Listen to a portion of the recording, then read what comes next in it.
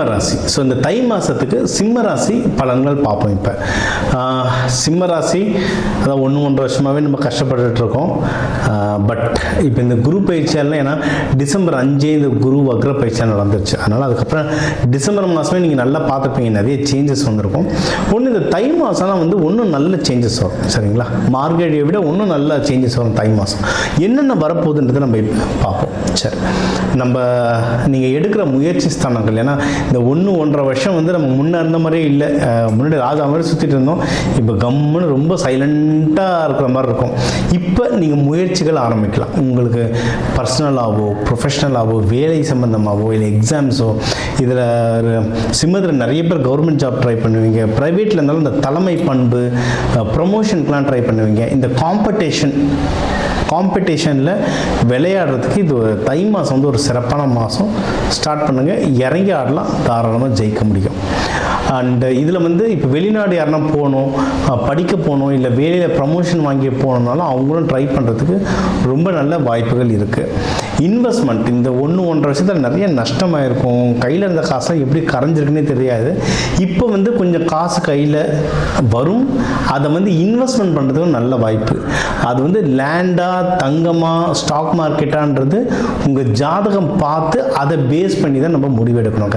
எதில் பணம் போட்டால் நம்மளுக்கு லாபம் வரும்ன்றதை பார்த்து இன்வெஸ்ட்மெண்ட் பண்ணணும், நல்லபடியாக ஜெயிச்சிடலாம்.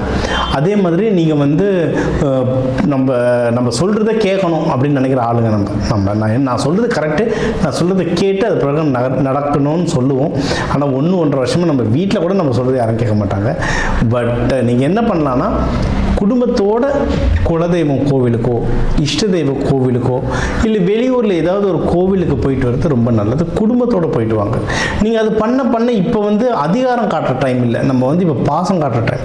ஸோ நீங்கள் அந்த குடும்பத்தோடு ஒரு சுற்றுலா மாதிரியும் போயிட்டு, ஒரு ஆன்மீக சுற்றுலாவாக போய் புண்ணியம் சந்தோஷம் ரெண்டுத்தையும் தேடி எடுத்துகிட்டு வந்தீங்கன்னா உங்களுக்கு வந்து குடும்பத்தில் சந்தோஷங்கள் ரொம்ப நல்லா நிலச்சிருக்கும்.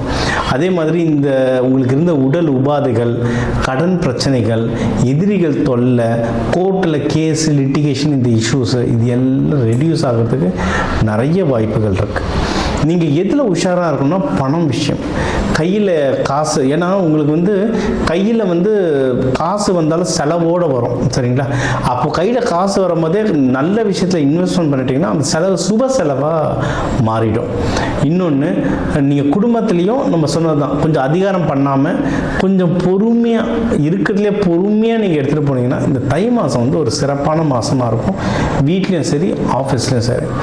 ரொம்ப நல்ல விஷயம் என்னென்னா, நீங்கள் வந்து ஆஃபீஸுங்களில் தாராளமாக நீங்கள் ப்ரமோஷனுக்கு ட்ரை பண்ணலாம், இல்லை ப்ரமோஷனுக்கு ட்ரான்ஸ்ஃபருக்கு ட்ரை பண்ணலாம், இல்லை வெளிநாடு எதுக்காவது நீங்கள் இம்போர்ட் எக்ஸ்போர்ட் பிஸ்னஸ் எக்ஸ்பேண்ட் பண்ண போகிறீங்கன்னா அதுக்கு ட்ரை பண்ணலாம். கல்யாணத்துக்கு ட்ரை பண்ணலாம். கல்யாணம் நல்லபடியாக கைகூடும். ஆனால் கொஞ்சம் ஜாகிரதையாக பண்ணணும். ஏன்னா இப்போ மேட்ரிமோனி சைட்ஸில் தெரியாதவங்கக்கிட்ட பேச போகிறீங்க அப்படின்னும் போது பேக்ரவுண்ட் வெரிஃபிகேஷன் நல்லா பண்ணிக்கணும். இல்லை தெரிஞ்சவங்கக்கிட்டே நீங்கள் பொண்ணு பார்க்க போகிறீங்க, மாப்பிள்ளை பார்க்க போகிறீங்கன்னா கரெக்டான ஆளுங்களை கூட கூப்பிட்டு போகிறோமான்றது பாருங்கள். ஏன்னா உங்களுக்குலாம் இப்போ 7ஆம் வீட்டில் வந்து ராகு இருக்கிறதுனால யாராவது உள்ளே பூந்து ஏதாவது குழப்பி விட்டுருவாங்க. அதனால் கரெக்டான ஆளுங்களை கூப்பிட்டு போங்க. நல்ல நாள் ஹோரை பார்த்து போங்க. சரிங்களா? இது கேலண்டரில் பார்த்தேன், நல்ல சிம்பிள் போட்டிருக்கு அதனால் நான் போகிறேன், இல்லை சனிக்கிழமை ஞாயிற்றுக்கிழமை தான் லீவு அதனால் போகிறேன்றது இல்லாமல் உங்கள் ஜாதகத்துக்கு எந்த நாள் எந்த ஹோரையில் போனீங்கன்னா நல்லதோ அதில் போகும்போது நீங்கள் ஜெயிக்கிறதுக்கு அதிகமான வாய்ப்பு இருக்குது. அது பொதுவாக சொல்கிற விஷயம் இல்லை. உங்கள் ஜாதகம் பார்த்து அதை பார்த்துட்டு நாள் நேரம் குறித்து தரோம். அதை பொறுத்து நீங்கள் போகும்போது கரெக்டான லைஃப் பார்ட்னர் வாழ்க்கையில் அமையறதுக்கு நிறைய வாய்ப்புகள் இருக்குது. கடன் சம்மந்தமாக இப்போ வந்து நீங்கள் வந்து மகப்பேருக்கு நல்ல டைம். சரிங்களா? இப்போ வந்து குழந்தை பாக்கியத்துக்கு ட்ரை பண்ணுறீங்களா, அது ரொம்ப நல்ல டைம். யாராவது லவ் பண்ணுறீங்கன்னா உங்களுக்கு நல்ல, அதாவது நம்ம இந்த 1-1.5 மாதத்தில் நம்ம சொல்கிறது யாரா கேட்க மாட்டாங்களான்னு நினைப்போம். ஸோ இந்த டைமில் உங்களுக்கு இந்த லவ்லாம் செட் ஆகுது. லவ்ன்றது ஆப்போசிட் ஜெண்டர் மட்டும் இல்லை, வீட்டில் இருக்கவங்களாம் நீங்கள் சொல்கிறதெல்லாம் கேட்குறதுக்கு ஒரு நல்ல துணை கிடைக்கும். இந்த லவ்வை வந்து நீங்கள் மேரேஜாக மாற்றணும், எனக்கு ஒருத்தவங்க பிடிச்சிருக்கு பேசிகிட்டு இருக்கோம், அதை மேரேஜாக மாற்றணும்னாலும் இது ரொம்ப நல்ல டைம். அது எதிரிகள் தொல்லை குறையிறதுனால அந்த மேரேஜ் நல்லபடியாக கைகூடும். இப்போ குழந்தை பாக்கியமோ மேரேஜோ தொழில் தொடங்குறீங்களோ மெயின் வந்து என்னென்னா பணம் வேணும். ஸோ அதை வந்து முடிஞ்ச அளவுக்கு கடன் வாங்காமல் இருக்கிற காசு வச்சு சிக்கனமாக நீங்கள் மேரேஜ் பண்ண முடியும், இல்லை பிஸ்னஸ் ஸ்டார்ட் பண்ண முடியும்னா ரொம்ப சிறப்பு. இல்லை அதை மீறி நீங்கள் கடன் வாங்காமல் இருந்தால் அதுக்கு ப்ராப்பர் டாக்குமெண்டேஷன் வச்சுக்கிட்டிங்கன்னா நீங்கள் அதில் நீங்கள் தப்பிச்சுக்கலாம். நீங்கள் இது எல்லாமே நல்ல விஷயங்கள் கை கூடுறதுக்கு குருமார்களோட ஆசீர்வாதம் வேணும். ஸோ உங்களுக்கு தெரிஞ்ச ஜீவ சமாதிகளோ இல்லை உங்களுக்கு அட்வைஸ் பண்ணுற ஒரு நல்ல மேனேஜர், டிஎல், அப்பா ஸ்தானத்தில் இருக்க பெரியப்பா, இல்லை ஃப்ரெண்டோட அப்பா அம்மா, உங்களுக்கு குரு ஸ்தானத்தில் இருந்து நல்லது சொல்கிற எல்லாரையும் போயிட்டு நேரில் மீட் பண்ணி அவங்களோட சஜஷன்ஸ்லாம் கேட்டு அதை கரெக்டாக இம்ப்ளிமெண்ட் பண்ணிங்கன்னா ஜெயிக்கிறதுக்கு நிறைய வாய்ப்புகள் இருக்குது. நீங்கள் பண்ணுற தொழிலும் நல்லா வளரும், அதில் நிறைய ப்ராஃபிட் வரும். முன்னாடியே நம்ம சொன்ன சுப செலவு வருதுனால அதை கரெக்டாக எடுத்து நல்ல விஷயத்தில் இன்வெஸ்ட்மெண்ட் பண்ணிட்டீங்கன்னா அடுத்தடுத்த தலைமுறைக்கு கொடுக்கறதுக்கு ரொம்ப நல்ல உபயோகப்படும். சரி, நீங்கள் வழிபட வேண்டிய தெய்வம் வந்து லக்ஷ்மி நரசிம்மர், சத்யநாராயணா. இந்த தெய்வங்களை வந்து சனிக்கிழமைகளில் இல்லை ஞாயிற்றுக்கிழமைகளில் ராகு காலத்தில் போய்ட்டு வழிபடுறது ரொம்ப நல்லது. நீங்கள் நெய்வேத்தியமோ இந்த பிரிஞ்சு இல்லை நல்ல பெரிய படையல், நீங்கள் வந்து குலதெய்வம் கோவிலுக்கு போனால் கூட இப்போ நீங்கள் கருப்புசாமியோ முனீஸ்வரரோ நீங்கள் எந்த தெய்வம் வழியில் நீங்கள் வந்து நரசிம்மரோ யாரை வழிபடுறீங்கனாலோ ஒன்று முண்டாசு கட்டுற மாதிரியோ இல்லை கிரீடம் வைக்கிற மாதிரியோ அது ராஜ அலங்கார கோலத்தில் தான் நீங்கள் எல்லாரையுமே பார்க்கணும். அந்த தெய்வங்கள் ராஜ அலங்கார கோலத்தில் பார்க்க நீங்கள் வாழ்க்கையில் ஒன்று நல்லா முன்னேறுவீங்க.